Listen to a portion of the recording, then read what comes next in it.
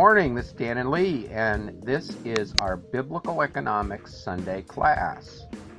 Welcome.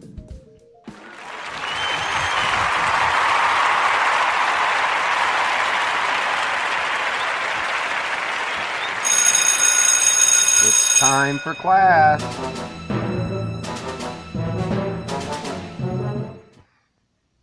Hello, Miss Lee. Hello, Mr. Dan. You sound. I'm sorry, I'm doing so many things on this.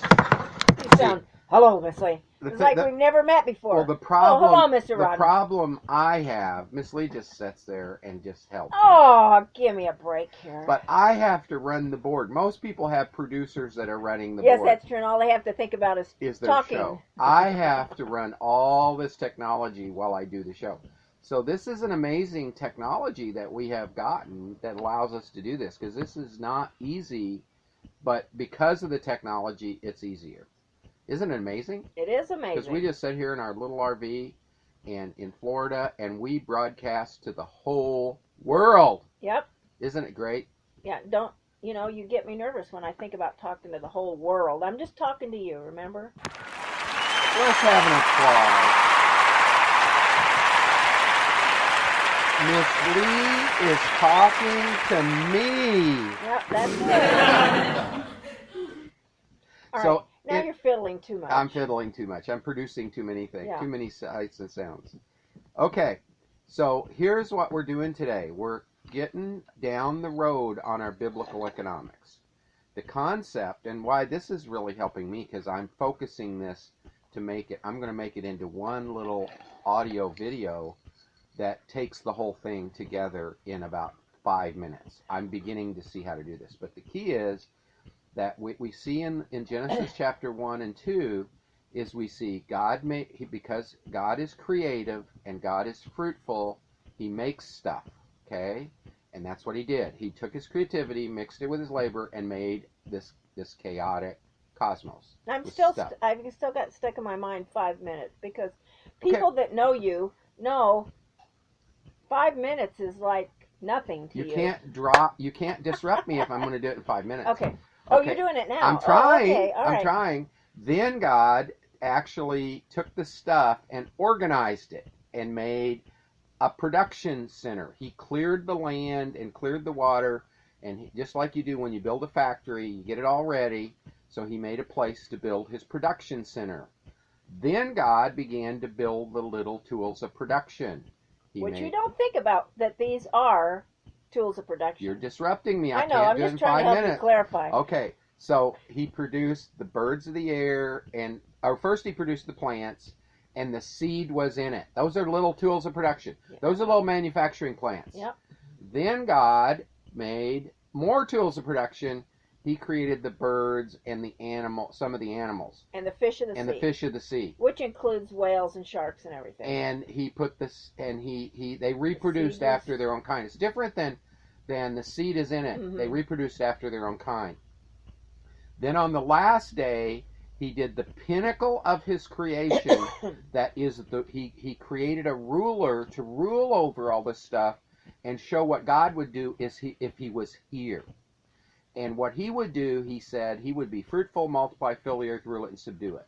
Now, the plants are fruitful, multiply, and fill. The animals are fruitful, multiply, and fill. They're just constantly reproducing. They don't have any rule and subdue part. Mm-hmm. But man is the pinnacle, and he is to rule and subdue. So God made all this stuff to show what he is like, and that is the basis of biblical economics. I did it in 2 minutes. You did. Are you timing yourself? Oh, I'm just with interruptions. I can, and I even had a wife. Yeah, that's amazing. When you have a wife, you get interrupted. I was thinking you especially. Oh, that was funny. You're getting annoying now. That is, you especially see how the plants don't rule and subdue when you see what the weeds do. Well, weeds come a little later, but God didn't make weeds. I know. I got to get my song on here. Oh, darn, I didn't do it. I got the song weeds are a result of the fall. Yes. Because they're just plants out of place. Right. But man is out of place now. See, that's everything fell. So but the fall did, and we haven't got to that yet. Actually, even when people say, Look at the beautiful world that God created. This isn't the world that God created. I had a friend of mine that I led to the Lord. I was just here last week, and he reminded me that when I witnessed to him back when he was a teenager, he wanted to beat me up. I'd forgotten that. And I'd forgotten that the reason he got so mad at me because I destroyed his evolutionary thinking with evidence for creation. But one of the things, without the evidence for creation, without creation and the fall and the flood and all that stuff, you can't understand how things should work. You can't understand how it is harder than God originally designed. See, what God designed here was an amazing world that was extremely productive. But even in the fall, it's still very productive. So that's where we're up to. Did you want to say anything else? You're pushing buttons. And I'm trying to get my stuff working here. So we finished. I'm a little slower with the the fruitful, technology. multiply, fill the earth, rule and subdue. That's what God would act like if he were here, if he was a man. And Jesus did this. Jesus was fruitful. Now, when his mission was not to go die on the cross, and it was always ultimately his mission, but until he came forward and was baptized and went to the wilderness, in other words, till he was an adult or 30-year-old man, he didn't go on his goal of dying on the cross. So what did he do? What did Jesus do? He taught. He was fruitful, and how was he fruitful? He discipled people. No, you don't hear about okay. that. What? We don't. We hear I don't know him. where you're going We hear with him this question. studying and learning. We see times that he was in the temple. Are you talking about as a child or an adult? Yeah, before he was. Before. I okay. said before. Okay, yeah. He obeyed his parents. Okay. He went to church, temple. Went to yeah, temple. Went temple and synagogue. He studied the scriptures. He studied the scriptures. He worked. What did he work at? He was a carpenter. Okay, do you think he was fruitful at carpentry? Oh, I bet he made some beautiful See, stuff. and that's what I'm trying to get to. What he did, he worked for his father probably, and that would have been the normal. It doesn't really say much, but that we can imply that from the Jewish culture and where he was. And so Jesus was fruitful in the sense he wasn't just sitting around meditating on emptiness. He was thinking about how to build things and get the wood and hone the wood and put the wood together and being a carpenter. That's why we know that because he was referred to as the carpenter. Right. I was thinking what a contrast. There's been this video that's been going around on Facebook of all these different children, and it's the title of it is What Happens When It's Ruled You Can't Spank Your Children. And it's these 7 to 10-year-old kids having temper tantrums. I mean, stuff that are just horrible. Yeah. They look demon possessed is what they look like. They may be. And they may be. And I was thinking, what a contrast as I watched these children that this happened to. And I've seen kids do similar things in the stores and stuff. But what a contrast between this video and what we see that Jesus did as a child. That's right. That's right. I mean, even when he's the example, even as a child. Even when he got lost, they went up to the temple. They lived in another city. Yeah, and what did he do? He says, don't you realize I'm in my Father's house? Yeah. Now, again, he was seeking ye first the kingdom of God, and all these other things would be added.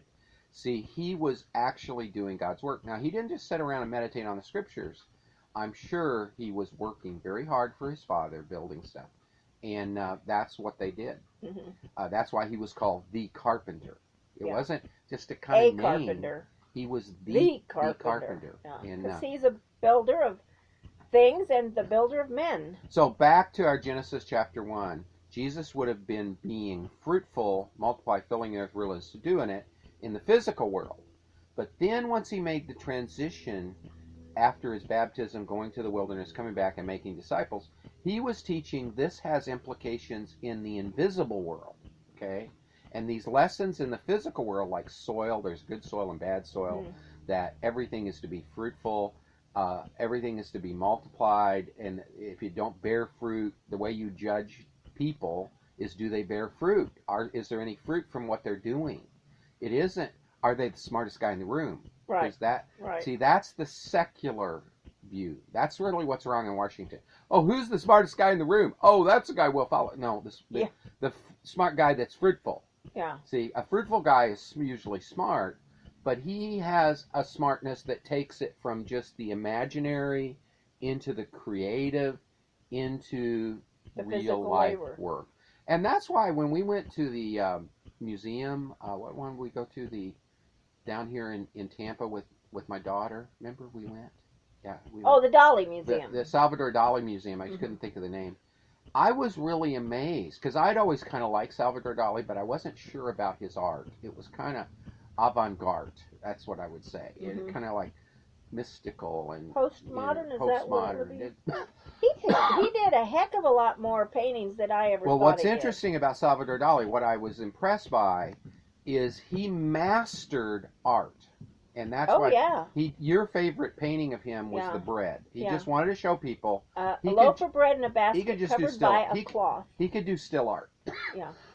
He knew how to draw. And the things that are portrayed in that loaf of bread, a basket, and a linen cloth are like the most epitome of professionalism in painting. Yeah. So he knew technique. Yeah. That's what he said he was trying to do, show he was technically superior. Yeah, he was. But what was interesting about him, he also was kind of in Europe and kind of raised up with what's called the avant-garde. Now, all that is a communist. Yeah, basically. And that's really what the avant-garde... And he began to realize, wait a minute, this isn't a good way to go. Because the avant-garde thinks the government should support all the artists, okay? In other words, we should just be able to sit around and think of crazy ideas and not have to produce anything. And whatever we produce is good because it's creative. No. He began to see that was a bad idea. Mm-hmm. And actually, he came to America. Yeah. And he loved the Declaration of Independence. He loved the idea of private property. He loved the idea of being fruitful. And what's interesting, I think the epitome of his conversion was what he said about his painting. It's a giant painting in the museum. It's about, what? Gosh, 20, 30 feet tall. It's a giant painting, and it dominates the whole thing. And when you're up close, you just see it as kind of chaos. You know, it looks like chaos. But then when you go back, you see it's a painting of Lincoln and the cross and Christ and all kind of stuff. And I think it was showing his worldview.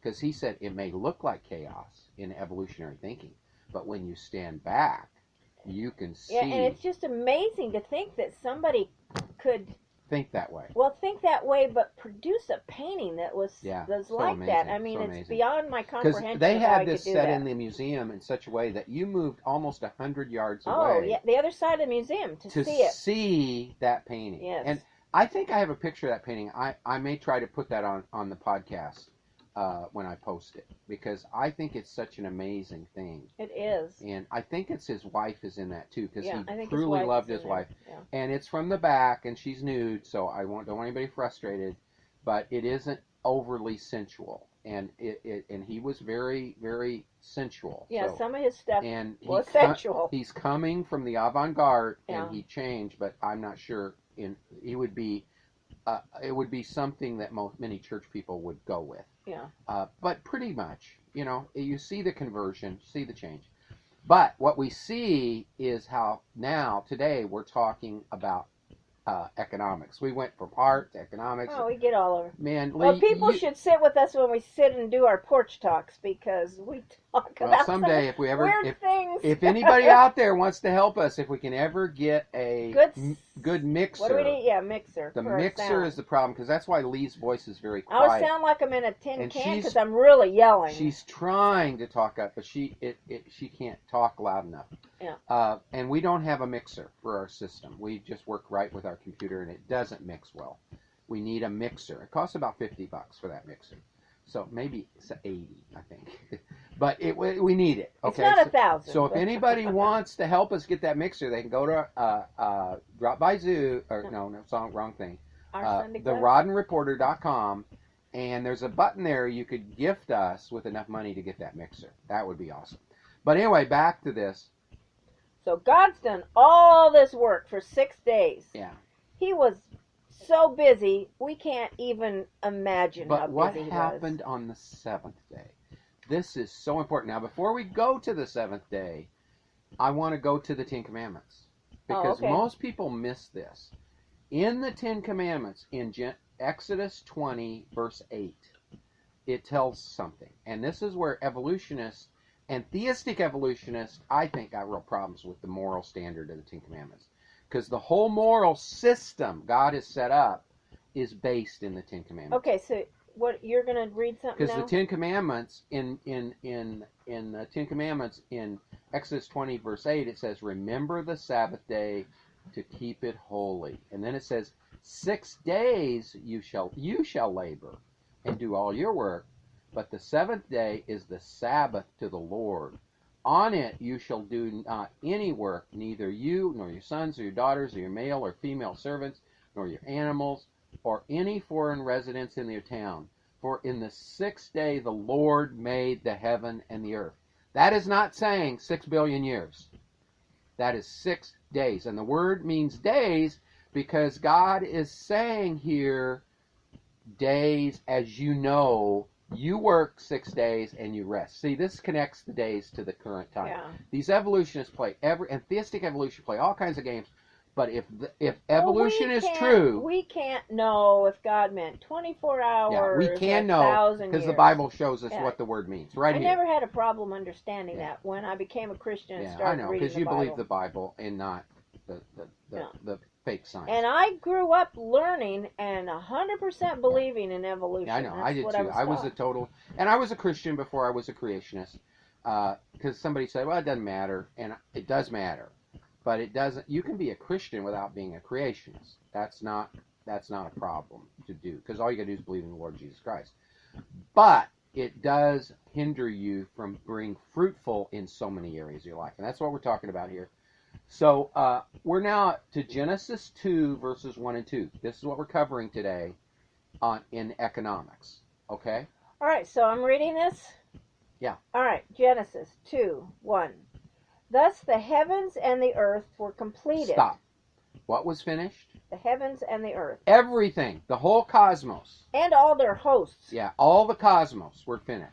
Okay? Everything was finished. Okay? Not just the earth. Not just the partial evolution, not some of it. It isn't continuing to be evolving and creating. See, it was all completed. This word completed is very important. I think I stopped you too soon. No, you said completed. It was completed. It's not continuing. Not just started. Creation isn't continuing. Not halfway done. It is not evolving up. It is not. So you have Genesis chapter 2 saying it's completed, and you have Exodus chapter 20 saying it's completed in this amount of time. Do you want me to go on? Go back and start and then go on. Thus the heavens and the earth were completed, and all their hosts. By the 7th day God completed his work which he had done. Okay, again, this word completed. He Yeah. said it again. See? And when God repeats a word, it means something. it's important. He doesn't waste words. Right. The Bible doesn't waste words, so he's really wanted it, just like the seed was in it, after their own kind. You see this constantly repeating this because it's not just evolving. This is the way God knew this evolutionary stuff was coming, but you have to have ears to hear. You have to be willing to look at it. And see, this is why looking at the creation as an economic system is so important. Go ahead. Okay, and he rested on the 7th day from all his work which he had done. Okay, that's amazing. Then you want me to... No, that's where God rested. Okay. Now this is an amazing thing. Because you think about it, why would God have to rest? Why does God have to rest? Isn't he he all powerful? the all stuff? Isn't he got all the all stuff? Why does he have to rest? He's got all the all stuff. That's a good way to say it. He's got all the all stuff. I never thought of it that way. Yeah. He's got all the all stuff. He's all powerful, all present, all blah blah. Why does he rest? Well, maybe he didn't have to, but that's the way he is. I'm not sure "have to" is the right word here, but he that's what he chooses to do. See, do you have to cook bang bang shrimp last night? No. But you chose to. Mm-hmm. See, and he makes choices, and he could cook. You could cook anything that was in the fridge, or we could have went to the grocery store and bought something else, and you could have cooked it. So you had Or we could have gone out to eat. or could have went out to eat.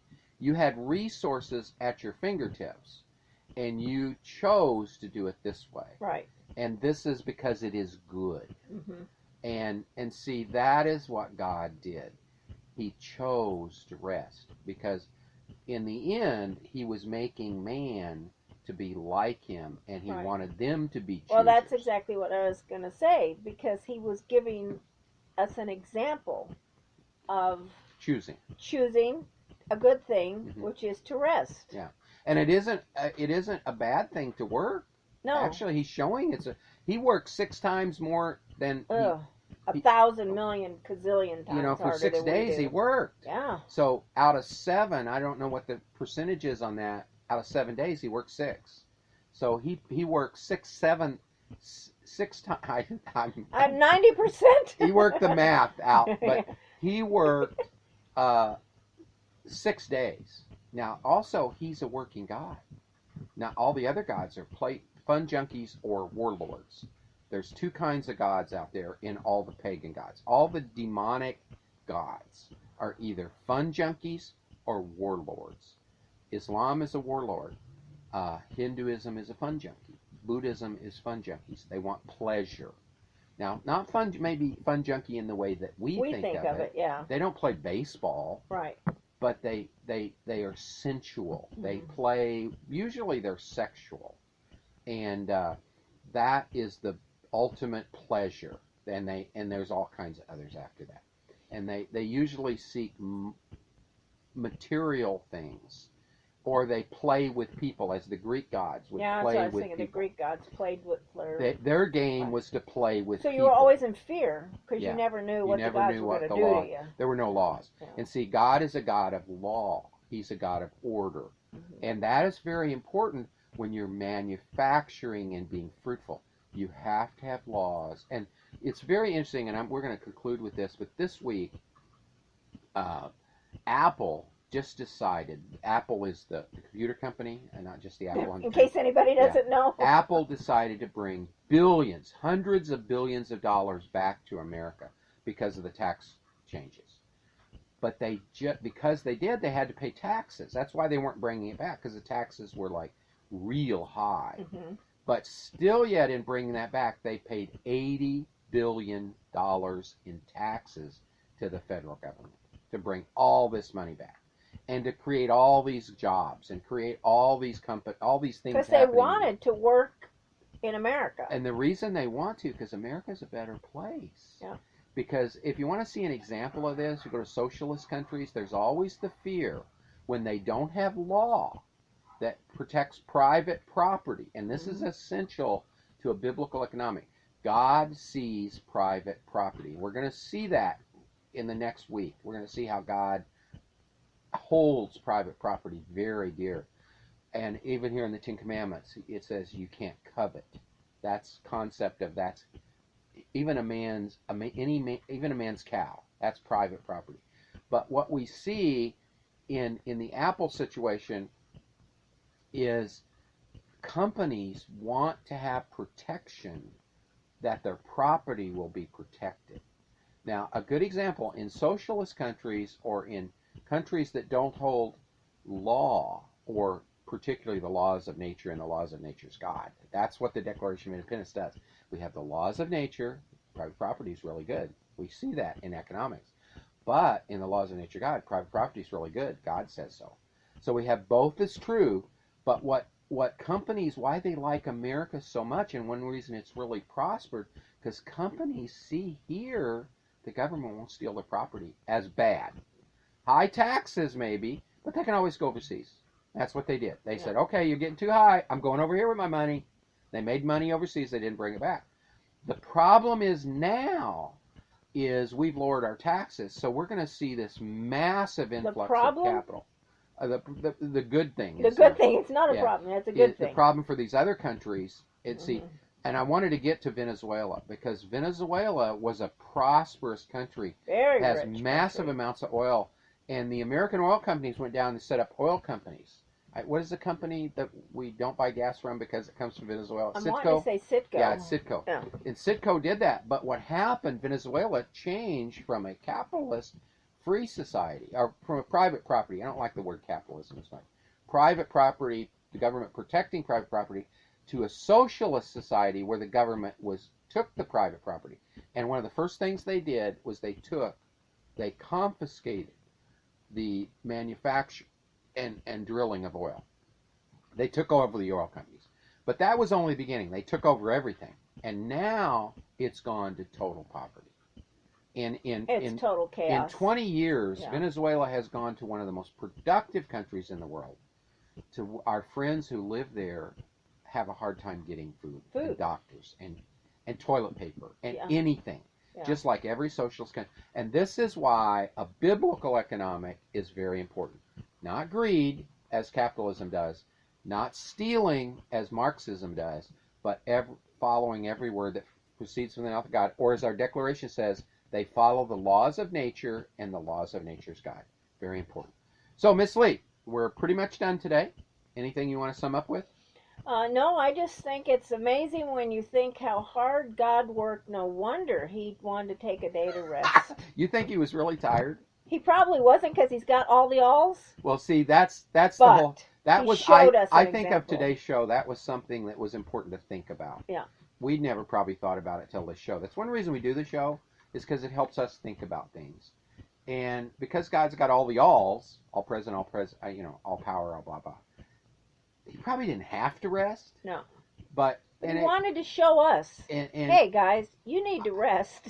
But he does rest. Yeah. And the reason is because it's a good thing. You work hard and then you rest. So we get the word recreation from rest. rest. Restoration is really the best way to say it.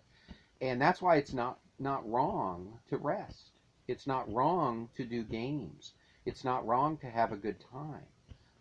But you keep it holy, as it says. Holy means within the moral construct that God has. Mm-hmm.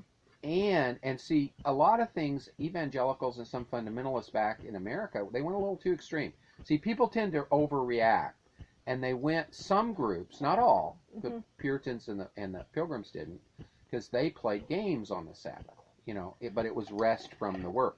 Some have gone so far that you can't move. That's how the Pharisees, and Jesus said the Sabbath was not made, man was not made for the Sabbath, so he became a slave of not rules working. And regulations. Yeah, so you couldn't even go out of your house, because that's work to walk. Yeah, you can't.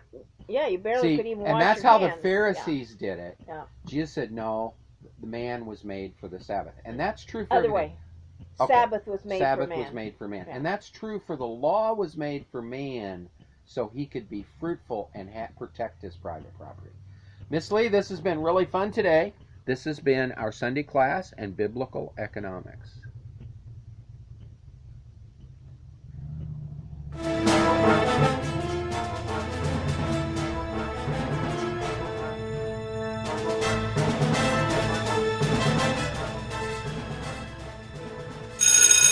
Class is over.